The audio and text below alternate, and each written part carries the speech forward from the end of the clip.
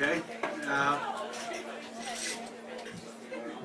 So it was 1991, and I was in Saudi Arabia, and it was a Desert Storm, and I was in a semi-forward position, which meant that the front was actually the forward position, and we were right behind them, and we were running VPACs up to the front line, which was a line at M1 Abrams, and so we the morning started off, and the LT came up, and he was like, "Okay, here's what's going to happen." He's like, "You and Bennett, you're going to be driving up, and Wilson's going to be following you in the truck, and that's what we're going to do." And I was like, "All right, that's cool." And he's like, "We shouldn't hit any mines or anything." I was like, "That's good. I like that." So, but the previous night we were sitting there, and the LT also came up to us because we were in the camp, and he came up, and he came up to our truck, and he was like, "Okay," he's like, "You got to shit out the side of the truck because the guards have orders to shoot to kill." And we're like, "Oh, all right, that's cool too. Thanks, we'll do that." And so, so I looked over at Bennett, after the LT, I was like, "You got to shit?" And he was like, "No, I'm gonna hold it." I was like, "Sounds like a good idea." So the next morning we were rolling out, and we were rolling across the desert, and we pulled out. And we had to drive about, I guess it was about 20 miles, maybe, as I think what it was. And so we're rolling across the desert, and I look out to my right, and there's a Humvee with a 50 cal on it. And I look out to the left, there's a Humvee with a 50 cal on it. And the desert's just a big ocean of sand and rocks. And Wilson is behind us, and we're driving, and LT's in the front, and I look over to Ben, and I'm like, "You scared, man?" And he's like, No, I'm not scared." I was like, "Oh, me neither." I was like, "I'm scared if you're scared." "No, I'm not scared." I was like, "All right, that's cool." I was smoking my cigarette, rolling along, and I was like, "Yo, what happens if we get hit? Like, we don't have any armor." And he's like, "I don't know." And I was like, "All right, yeah." So I was like, looked at him, and I was like, "I think I should put my magazine in." He's like, "You didn't do that yet?"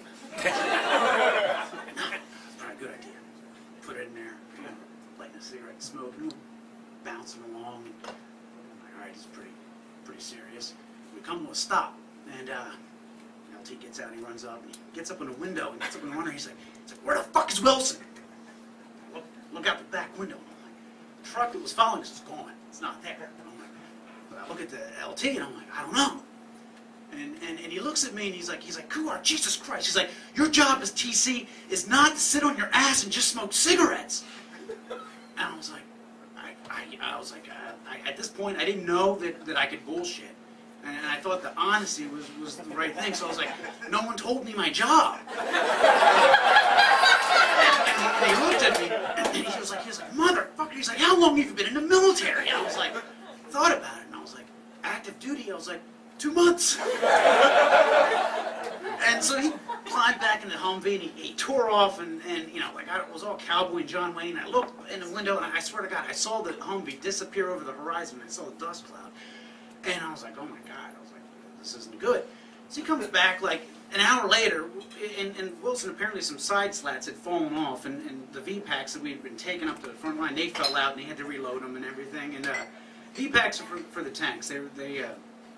The dust there was really bad. The sand was like flour. And basically, I had put the slide boards in. I didn't tell anybody that. But so we kept rolling, and we got up, and we saw the first tank, which was the very front, and there was a body splayed across the front. And I was like, this is pretty serious. And we got there, and we got out, and we were going to unload the VPACs. And the guy like sat up, and he was like, "What's up, dude?" And I was looking at him, and he had his shirt off, and I was like, he's sunning himself. I was like, what the fuck? And I was like, he's getting a tan. And so we were loading up the VPACs and everything, and I was talking to him, and I was like, "Hey man," I was like, "What's going on?" He's like, "We've been out here for like 2 weeks. It is so boring." He's like, do you have any books or anything?" And I was like, "No." And I was like, "Well, out of curiosity, where's Iraq?" And he kind of looked at me. He was like, "You're in it." And I was like, oh shit. And I was like, all right. And you know, so we started to replace the packs, and we had to drive along the line. And I remember asking, I was like, hey, are there mines up here? And he's like, I don't know. I was like, well, he was like, we haven't found any. And I was like, well, how do you know if you find one? He's like, you drive over it. You know, we were in a truck, and I was like, well, that's not really good. So needless to say, we didn't hit any mines. We drove back to the rear, and basically they said to us, you know, you're not going back. We broke back to the rear, real rear, and they said, the ground war starting tomorrow. We're going to pack up and follow them up. And so we packed up for 3 days, and then on the third day, they called formation, and the captain was like, the war's over.